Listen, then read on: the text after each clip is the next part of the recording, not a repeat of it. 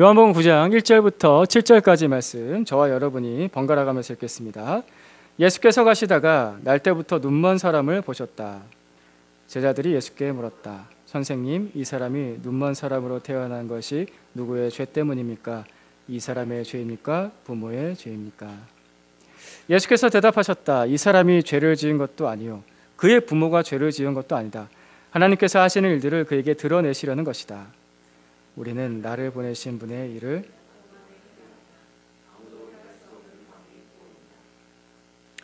내가 세상에 있는 동안 나는 세상의 빛이다. 예수께서 이 말씀을 하신 뒤에 땅에 침을 뱉어서 그것으로 진흙을 으겨 그의 눈에 바르시고, 같이 읽겠습니다. 그에게 실로암 못으로 가서 씻으라고 말씀하셨다. 실로암은 번역하면 보냄을 받았다는 뜻이다. 그 눈먼 사람이 가서 씻고 눈이 밝아져서 돌아갔다. 아멘.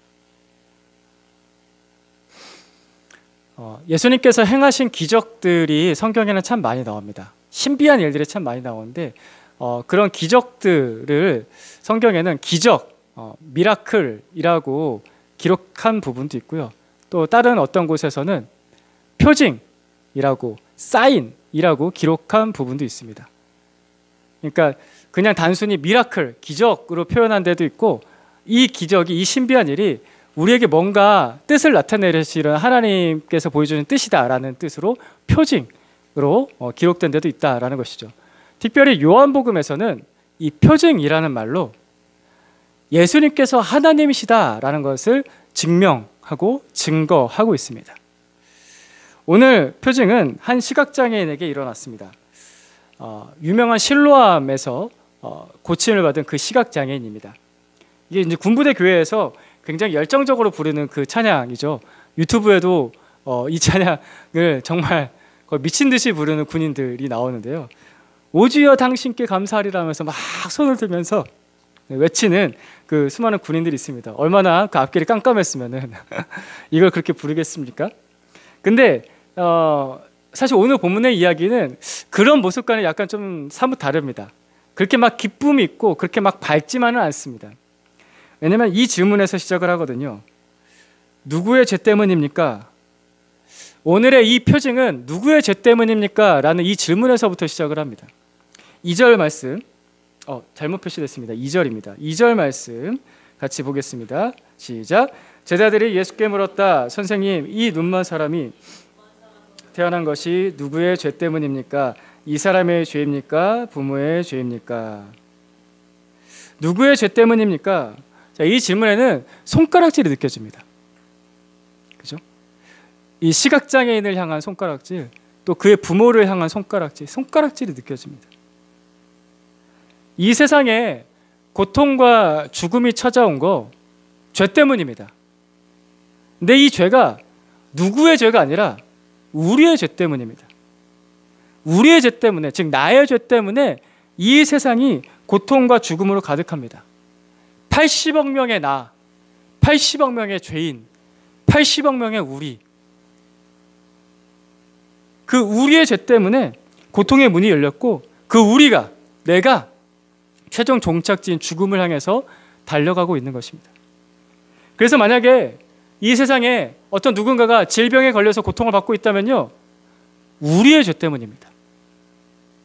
이 세상에 어떤 누군가가 장애를 가져서 고통스러운 삶을 살고 있다면요, 그것도 우리의 죄 때문입니다.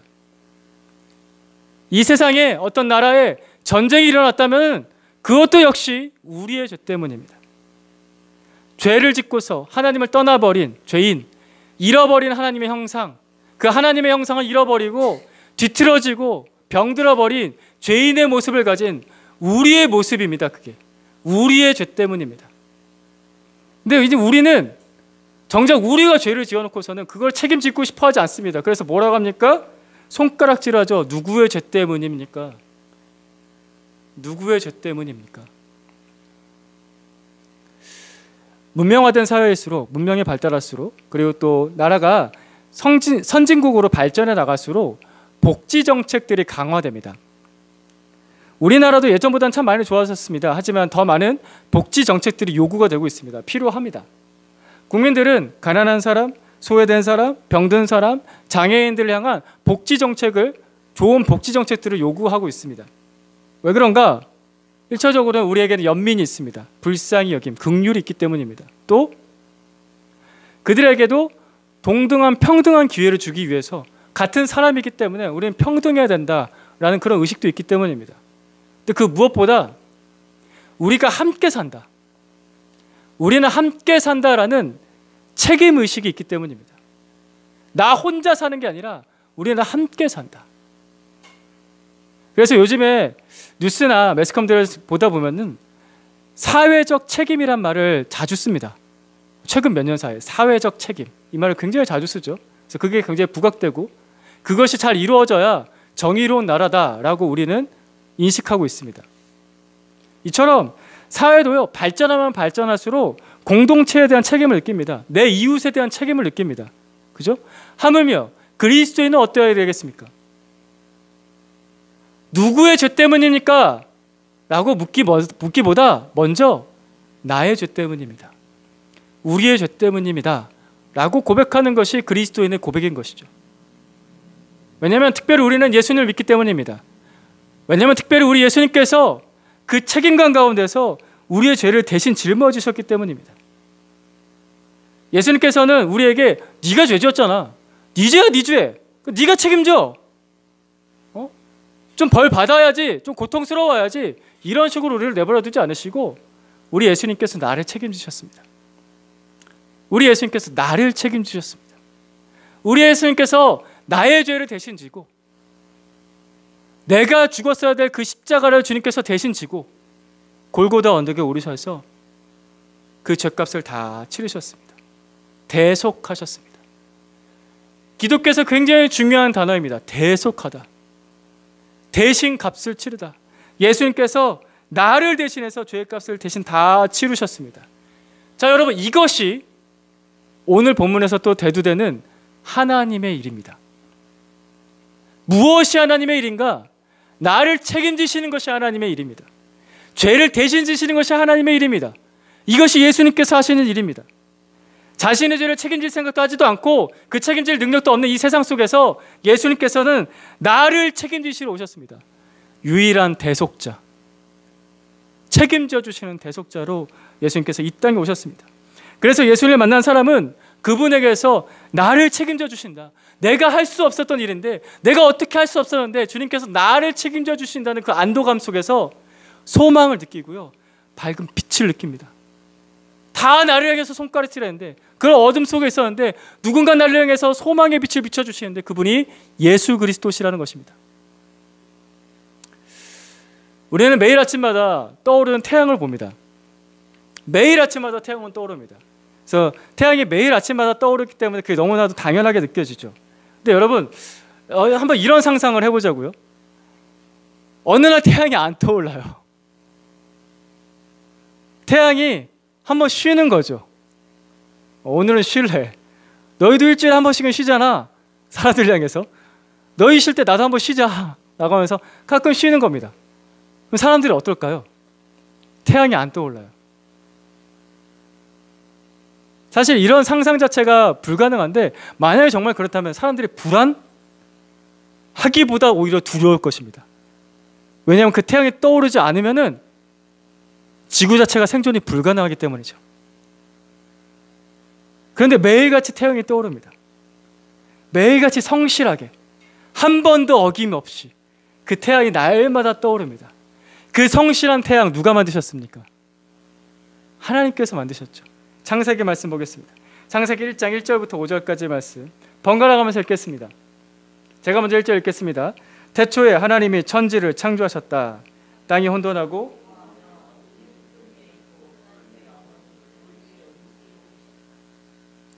하나님이 말씀하시기를 빛이 생겨라 하시니 빛이 생겼다.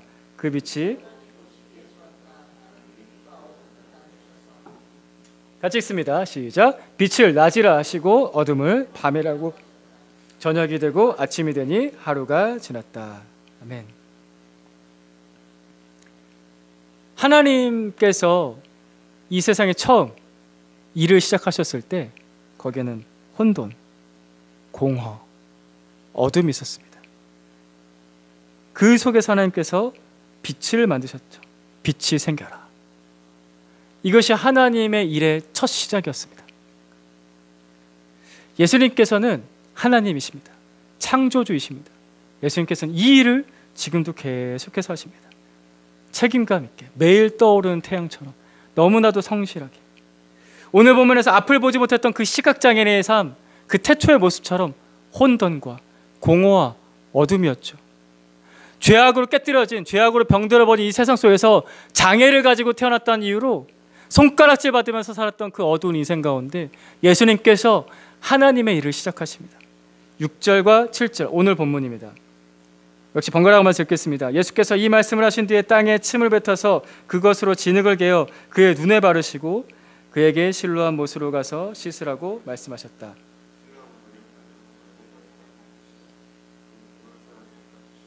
눈이 밝아져서 돌아갔다. 아멘. 이 행동을 잘 보면요, 예수님의 행동에서 마치 태초에 하나님께서 흙을 빚어서 사람을 만드셨던 모습, 그런 모습을 떠오르게 합니다.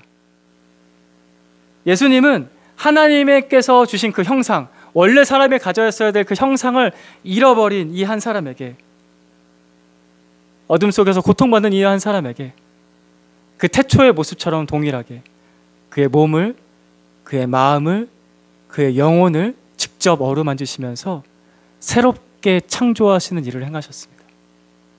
이것이 예수님께서 하시는 일, 하나님께서 하시는 일입니다.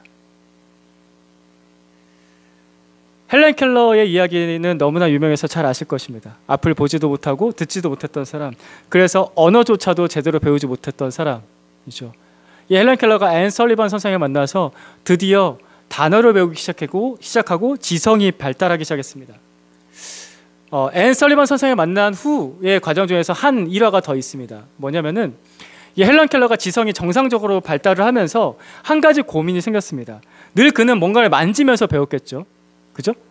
직접 볼 수 없기 때문에 늘 뭔가를 만지면서 선생님이 손바닥에 써주는 글씨를 느끼면서, 아, 이게 나무야, 책상이야, 이게 스푼이야 라고 이렇게 하나씩 만지면서 느꼈을 겁니다. 그래서 헬렌 켈러에게 나타나는 고민은 뭐냐면은, 내가 이렇게 만지는 사물들, 이 자연들은 누군가가 만들었을 텐데 라는 고민입니다. 그런 고민하다가 그 누군가가 하나님이시지 않을까? 내 주변에서 늘 말하는 그 하나님이 만드시지 않았을까? 라는 생각을 하였습니다. 그러면서 그가 던지는 질문이 이것입니다. 그래서 설리반 선생님에게 헬렌 켈러가 이렇게 물어봅니다. 선생님, 왜 우리는 하나님을 볼 수 없어요?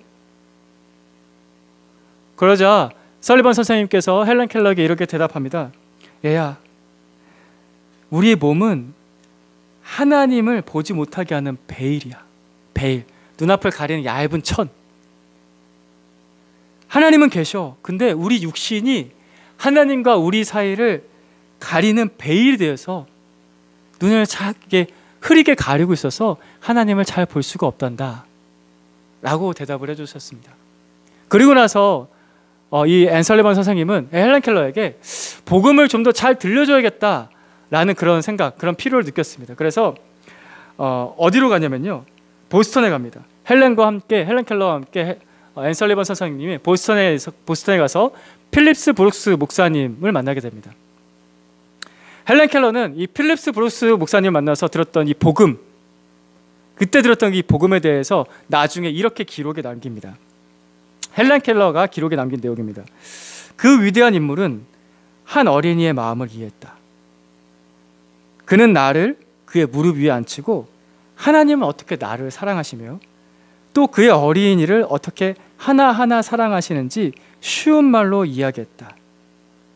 그는 정말 하나님을 보이듯이 설명했다. 브루스 목사는 예수 그리스도의 이야기를 훌륭하게 들려줬다.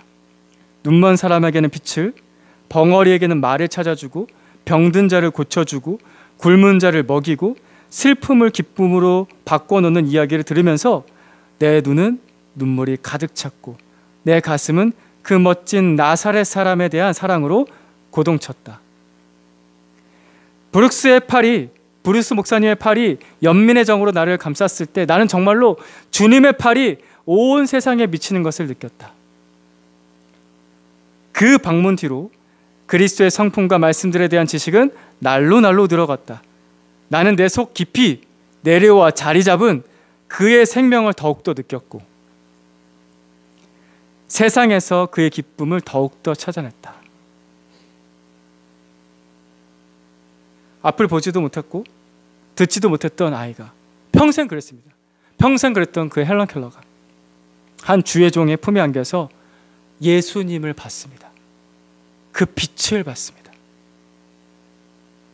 예수님을 만나는 날 내 영혼에 빛이 비치기 시작합니다. 예수님을 만나는 날 늘 어둠 속이었던 내 안에 그 2000년 시각장애인과 그 헬런 켈러에게 빛이 비쳤던 것처럼 그 어둠 속에 빛이 비치기 시작합니다. 빛이 비친다는 뜻은 무슨 말이냐면은 새로운 날이 시작됐다는 것입니다. 태양이 떠오르는 날, 이 한날이 시작된다고 느끼는 것처럼 내 영혼에 예수님의 빛이 비치는 날, 새로운 날이 시작된다는 것을 깨닫게 됩니다. 그래서 고린도후서 5장 17절 말씀이 이렇게 말합니다. 같이 읽겠습니다. 시작. 그런즉 누구든지 그리스도 안에 있으면 새로운 피조물이라 이전 것은 지나갔으니 보라 새 것이 되었도다. 한 번 더 읽어볼까요? 시작. 그런즉 누구든지 그리스도 안에 있으면 새로운 피조물이라 이전 것은 지나갔으니 보라 새 것이 되었도다. 아멘.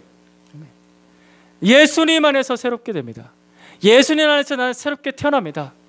예수님 안에서 새롭게 태어난다를 이렇게 표현하죠. 성경에서 거듭난다. 구원받았다. 그래서 구원은요, 새로운 창조입니다. 나를 완전히 새롭게 만드시는 게 구원입니다. 깨어졌던 죄인의 모습에서 하나님의 자녀의 모습으로 완전히 새롭게 다시 태어나는 것입니다. 근데 이 말씀을 한 가지 더, 이 방금 읽은 고린도후서 5장 17절 말씀은 한 번만 새로워진다는 뜻이 아니라는 것입니다. 여러 차례 말씀드렸죠. 이 말씀은 매일매일이 새로워집니다. 누구 안에 있으면은? 예수님 안에 있으면은 매일매일이 새로워진다는 뜻을 가지고 있습니다. 오늘 본문도 예수님께서 요한복음 9장에서 이와 같은 말씀을 하십니다. 그 말씀하시는 절이 5절입니다. 5절 말씀 같이 읽습니다. 시작. 내가 세상에 있는 동안 나는 세상의 빛이다. 자, 이 말씀을요 조금 더 뜻을 살려서 직역하면 이런 뜻을 가지고 있습니다. 내가 세상에 있을 때 나는 언제나 세상의 빛이다. 내가 세상에 있을 때 나는 언제나 세상의 빛이다. 이걸 개인적으로 적용해 보겠습니다. 예수님께서 내 안에 계시면은 주님은 언제나 나에게 빛을 비춰주십니다. 언제나. 한 번이 아니라 언제나. 날마다 나에게 새로운 빛을 비춰주십니다. 태초에 그 빛을 만드시면서 창조의 일을 시작하셨던 우리 주 예수 그리스도께서 지금도 그 일을 성실하게 하고 계신 것입니다.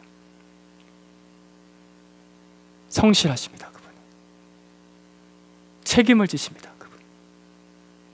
이것이 책임지시는 하나님께서 하시는 일입니다. 성실하신 하나님께서 하시는 일입니다. 예수님은 이 일을 우리 가운데 드러내셔서 하나님은 이런 분이시다. 나는 이런 일을 한다. 라는 것을 보여주시려고 우리 가운데 오셨습니다. 그래서 3절 말씀이 이렇게 말하죠. 하나님께서 하시는 일들을 그에게 드러내시려는 것이다. 오늘 우리 주 예수님께서 하나님께서 하시는 일들을 여러분 한 사람 한 사람에게 드러내시길 축복합니다.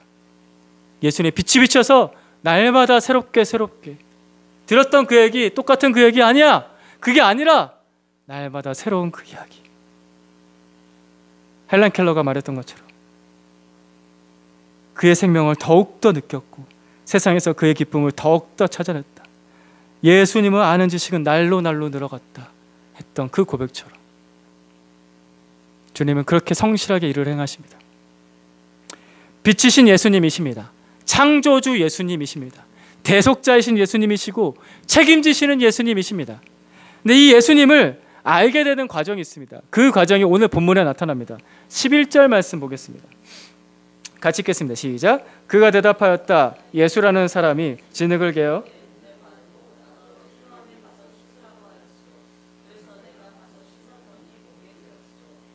자, 이 시각장애인은 다른 사람들에게서 질문을 받았습니다. 눈이 낮고 나서 앞을 보게 되고 나서 질문을 받습니다. 어떻게 보게 된 거야? 라고 질문을 받았습니다. 그러자 이 시각장애인 대답하는 첫 번째 대답이 이렇습니다. 예수라는 사람이 나를 뜨겠다. 예수라는 사람이. 이것이 그의 첫 번째 대답이었습니다. 그리고 나서 그는 또 다른 질문을 받게 됩니다. 17절 말씀 같이 읽겠습니다. 시작. 그들은 눈 멀었던 사람에게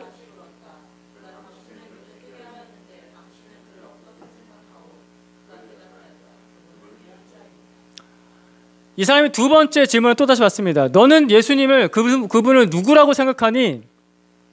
이 질문 속에서 시각장애는 다시 한 번 더 예수님에 대해서 생각했겠죠.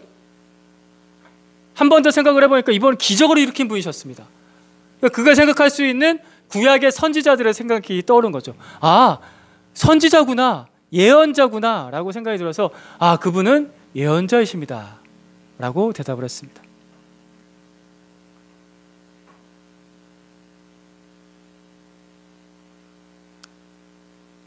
이런 일상이 있기 때문에 이제 또 당황하지 않고 천천히 한번 해보겠습니다.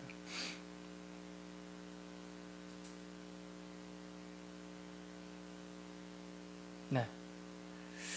그 와중에 바리새인들 사이에서 종교 지도자들 사이에서 논쟁이 굉장히 치열해졌습니다. 예수님에 대해서 기적을 일으켰다고? 이 사람 뭐야? 근데 안식일이잖아. 이 사람 죄 지은 거 아니야? 여러 가지 논쟁 속에서 그 혼란 속에서 이 시각장애는 다시 한 번 더 질문을 받습니다. 어떤 질문을 받냐면은 너는 그러면 진짜 이게 어떻게 된 거야? 라고 똑같은 질문을 다시 받고 예수님이 그 예수가 혹시 죄인 아니야? 라는 그런 질문도 받았습니다. 그러자 이 시각장애인이 이렇게 대답을 합니다. 32절 말씀, 33절 말씀 같이 읽겠습니다. 시작. 나면서부터 눈먼 사람의 눈을 누가 뜨게 하였다는 말은 창세로부터 이제까지 들어본 적이 없습니다. 그가 하나님께로부터 오신 분이 아니라면 아무 일도 하지 못하셨을 것입니다. 시각장애는 점점 구체화되고 확신을 가지기 시작했습니다. 처음엔 사람이었는데 그 다음에는 예언자, 선지자였는데 좀 더 그걸 표현을 더 구체화시키죠. 하나님께로부터 오신 분이라고 얘기합니다. 계속해서 혼란스러운 질문이었습니다. 어려운 질문이었습니다. 근데 예수님께서는 왜 이 사람을 이 혼란스러운 사람들의 질문들 속에서 그 논쟁 속에서 그 반대자들의 질책 속에서 왜 혼자 이렇게 남겨두셨을까요? 예수님 어디가 계시고 눈만 고쳐주고 어디가 계시고 이 사람 혼자서 올곧이 그 어둠 속에 그 답답한 속에서 고민하고 갈등하게 하셨을까요?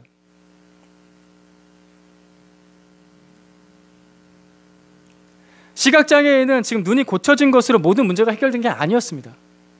눈은 고쳐져서 감사하죠. 근데 그 시각장애인이었던 사람이 그가 알았던 만났던 그 예수님은 병 고치는 예수님이었던 것입니다. 여전히 그의 영혼은 어둠 속에 있습니다.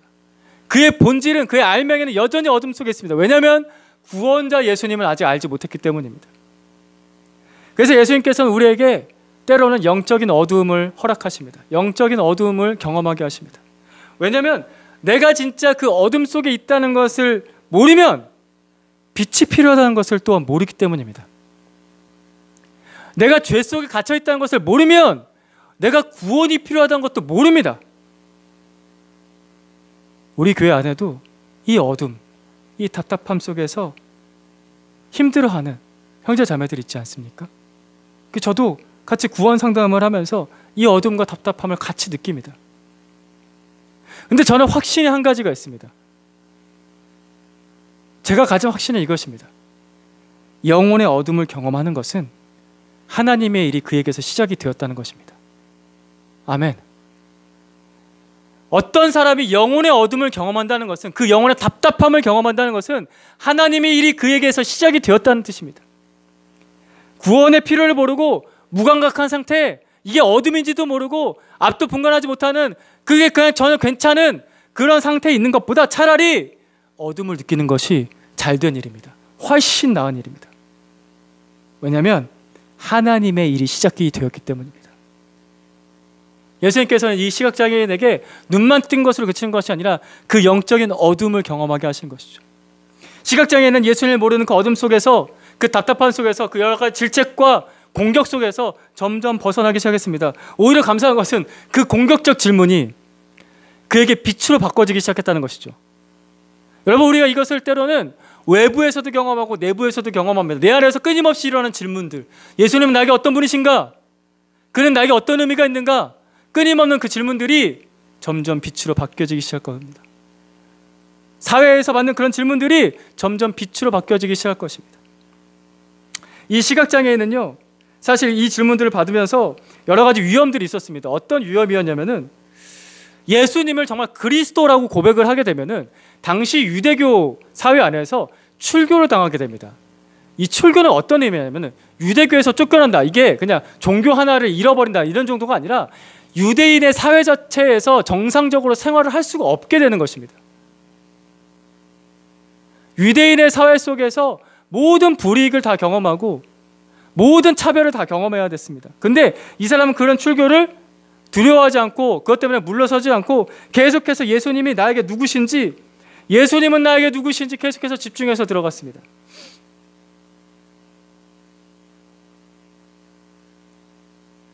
감사합니다, 주님. 이제 딱 말씀을 봐야 되는 순간이 됐는데 감사합니다. 35절부터 38절까지의 말씀, 오늘 본문 9장의 뒷부분입니다. 같이 읽겠습니다. 번갈아가면서 읽겠습니다. 바리새파 사람들이 그 사람을 내쫓았다는 말을 예수께서 들으시고 그를 만나서 물으셨다. 내가 인자를 믿느냐? 그가 대답하였다. 선생님, 그분은 내가 그분을 믿겠습니다. 예수께서 그에게 말씀하셨다. 너는 이미 그를 보았다. 너와 말하고 있는 사람이 바로 그이다. 그는 주님, 내가 믿습니다 하고 말하고서 예수께 엎드려 절하였다. 이 사람은 지금 예수님을 주인이라고 부르고 있습니다. 처음에는 사람이었잖아요. 예수라는 사람이. 그 다음에 예언자였습니다. 그 다음에 하나님께서 보내신 분이었습니다. 마침내 나의 주인이라고 부릅니다. 유대인에게 나의 주인이라는 뜻은 지금 이게 무슨 뜻이냐면요, 그리스도, 메시아라는 것입니다. 나의 주 그리스도. 그래서 그는 나의 주 예수 그리스도 앞에 엎드려서 절을 했습니다. 자, 이거는 존경 정도의 표현이 아닙니다. 그냥 감사 정도의 표현이 아닙니다. 이게 뭐냐면요, 예배드리는 모습입니다. 유대인들이 하나님을 예배할 때 엎드립니다. 그때 앞에 납작 엎드립니다. 이 사람은 지금 나의 앞에 계신 구원자 그리스도를 예배하고 있는 것입니다. 어둠에서 빛으로 이 사람은 그 긴 터널을 통과해서 나왔습니다. 그리고 예수님께서는 자신을 그에게 인자라고 소개하시죠. 자, 여기서 나온 인자라는 단어, 이것은 나의 죄를 대신 지시는 대속자로 오신, 대속물로 자신을 내어주신 그리스도를 표현할 때 예수님께서 스스로를 부르실 때 인자라는 표현을 쓰십니다. 그래서 마가복음 10장 45절에 보면은 인자가 온 것은 섬김을 받으려 한 것이 아니라 도리어 섬기려 하고 자신의 목숨을 많은 사람의 대속물로 주려 함이니라. 이 말씀을 하실 때 인자라고 자신을 소개하십니다. 처음에 예수님은 이 시각장애인에게 눈을 뜨게 하는 치료자로 오셨는데 마침내 우리 주 예수님께서는 이 사람을 책임져 주시는 대속자로 만나 주신 것입니다. 예수님은 누구십니까? 우리 예수님은 대속자이십니다. 나를 책임져 주시는 분이십니다. 나의 창조주이시고, 그래서 예수님은 나에게 빛이 되시는 것입니다. 빛이 그냥 밝아서 좋다, 밝을수록 좋은 거지 뭐 화려할수록 좋은 거 아니야? 그런 의미가 아닙니다. 그가 나를 책임지시는 분이시기 때문에 그가 나의 빛입니다. 그가 나를 창조하시는 분이시기 때문에 그가 나의 빛입니다. 예수님은 그런 분이십니다. 우리 시간 그 예수님께 오로지 집중하십시다. 올곧이 집중하십시다. 내가 그 예수님을 오늘 만나기 원합니다. 내가 그 예수님 오늘 경험하기 원합니다. 나의 어둠 속에 빛을 비춰주십시오. 우리 같이 한번 기도하십시다. 기도하겠습니다.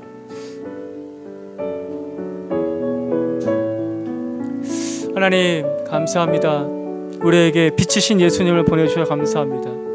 내가 어둠 속에 있을 때, 태어날 때부터 어둠 속에 있었기 때문에 내가 어둠 속에 있는지조차 모르고 있었는데 예수님 그 복음을 듣게 하시고 그 십자가를 보게 하셔서 내가 어둠 속에 있다는 것을, 그 답답한 지경에 있다는 것을, 그 죄인의 비참한 모습에 있다는 것을 깨닫게 하시고 알게 하셨습니다. 주님, 그것도 또한 너무나 감사합니다. 그걸 몰랐다면은 제가 예수님을 의지하지도 않았을 것이고 회개하지도 않았을 것이고 믿지도 않았을 것입니다. 주님, 알게 하시는 주님 감사합니다. 내 인생의 어둠 속에, 이 답답한 속에 빛을 비춰주신 주님 감사합니다. 아버지, 오늘 우리 함께 예배드리는 우리 형제 자매들에게 하나님 주의 빛을 비춰주십시오. 어둠을 느껴야 되는 사람에게는 그 어둠을 느끼는 과정들을 주님께서 또한 성실하게 허락하여 주시기를 합니다. 하나님, 내부에서 떠오르는 그 수많은 질문들, 외부에서 받게 되는 그 수많은 질문들, 아버지, 내 안에서 일어나는 그 수많은 갈등들 속에서, 그 답답함 속에서 하나님 아버지, 벽을 경험하고 어둠을 경험하고 그래서 힘들고 지칠 때도 있지만 주님, 하지만 그것은 감사한 일이라고 또한 고백합니다. 하나님께서 일을 시작하셨기 때문입니다. 성실하신 주님께서 그 일을 계속해서 하고 계시기 때문입니다. 주님 감사합니다. 책임지시는 주님 감사합니다. 성실하신 주님 감사합니다. 주님, 그래서 주님이 우리의 빛이십니다. 아버지, 마침내 그 어둠 속에 그대로 남겨두지 않으시고 빛을 보게 하실 주님을 찬양합니다. 의지합니다. 하나님, 그 빛을 우리 가운데 비춰주십시오. 구원의 빛을 비춰주십시오. 창조주가 되어주셔서 우리의 삶을 정말 날마다 새롭게 하여 주시옵소서. 그러지 누구든지 그리스도 안에 있으면 새로운 피조물이라. 이전 것은 지나갔으니 보라 새 것이 되었도다. 이전 것은 지나갔으니 보라 새 것이 되었도다. 주님, 이 말씀대로 이루어 주시옵소서. 내가 이 세상 가운데 있으면, 내가 너 안에 있으면 언제나 나는 세상의 빛이다. 내가 너에게 빛을 비춘다 라고 주님 우리에게 말씀하여 주시옵소서.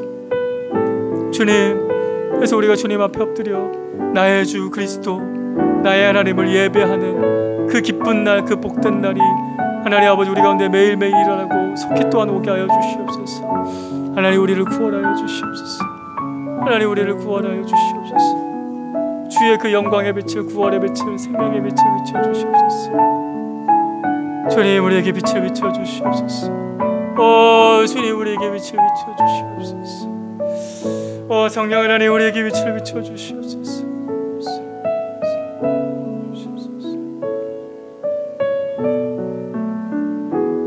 아버지,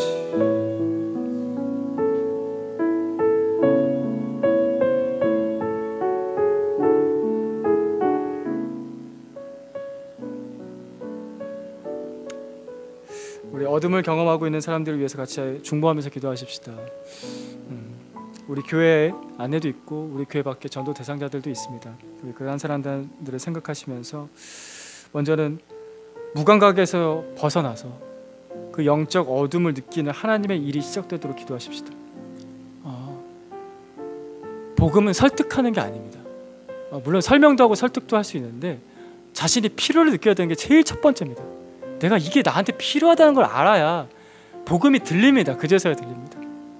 그래서 영적 어둠을 느끼는 하나님의 일이 시작되도록 기도하시고, 또 예수 그리스도께서 마침내 빛을 비추셔서 그 나의 주 나의 그리스도라고 고백했던 그 수많은 사람들의 고백처럼 내가 사랑하는 이 귀한 형제 자매들이, 나의 전도 대상자들이 그 빛을 볼 수 있도록, 예수님을 만나도록, 구원자, 창조주, 대속자를 만나도록 우리 같이 한번 더 그들을 위해서 중보하면서 기도하겠습니다. 기도하십시다. 하나님, 하나님 아버지, 사람을 설득하는 것이 참 힘이 듭니다. 설명을 잘하는 것도 참 힘이 듭니다. 아무리 설명하고 아무리 설득해도 인간의 말로는 느껴지지 않고 깨달아지지 않는 것이 분명히 있습니다. 주님 아시죠? 예, 주님 아십니다. 주님 아십니다. 주님이 너무나 잘 아십니다. 하나님, 하나님의 일이 시작되기를 기도합니다. 주님, 하나님의 일이 시작되기를 기도합니다. 주님, 하나님의 일이 시작되기를 기도합니다. 하나님, 무감각한 상태에 있지 말고 하나님, 그 영적인 어둠에 직면하고 경험할 수 있도록, 내가 죄인이라는 것을 하나님 복음의 빛 아래서 경험할 수 있도록, 느낄 수 있도록, 그 온 삶이 하나님 그 벽에 부딪힐 때 오는 그 절망과 그 좌절도 경험할 수 있도록 하나님 그 필요한 과정을 잘 통과해 나갈 수 있도록 하나님께서 역사해 주십시오. 하나님 일하여 주십시오. 하나님 일하여 주십시오. 하나님 일하여 주십시오. 하나님 일하여 주십시오. 그것이 두려움이고 답답함이고 하나님 아버지, 그것이 싫고 하나님 또한 회피할 수도 있지만 아버지, 그러지 아니하고 주님께서 일을 하시는 그 역사로 말미암아 하나님, 그 어둠 속에서, 그 답답한 속에서 예수님이 내게 누구신가 생각해 볼 수 있게 해주십시오. 예수님이 내게 어떤 분이신가, 나에게 어떤 의미가 있는가, 깊이 고민하며 갈등하며 부딪히는 영적인 부딪힘이 있게 하여 주시옵소서. 영적인 부딪힘이 있게 하여 주시옵소서. 저희 간절히 간구합니다. 그래서 어둠에서 빛으로 사막의 권세에서 하나님께로 돌아오는 하나님의 구원의 역사가 일어나게 하여 주시옵소서. 주여, 그 영광의 빛을, 태초부터 비추셨던 그 영광의 빛을, 그 성실한 빛을, 구원의 빛을 우리 가운데 비춰 주시옵소서. 예수, 우리 나의 참된 빛 예수 그리스도, 주님의 그 빛이 우리 형제자매들에게, 우리의 전도 대상자들에게, 그 한 사람 한 사람들에게, 오 주님, 그 한 사람 한 사람들에게 빛을 비추어 주시옵소서. 주를 보게 하여 주시옵소서. 주님, 내가 믿습니다라고, 주인 되신 예수 그리스도여 내가 믿습니다라고 엎드려 예배하는 그 복된 날이 오게 하여 주시옵소서. 주를 부르십니다.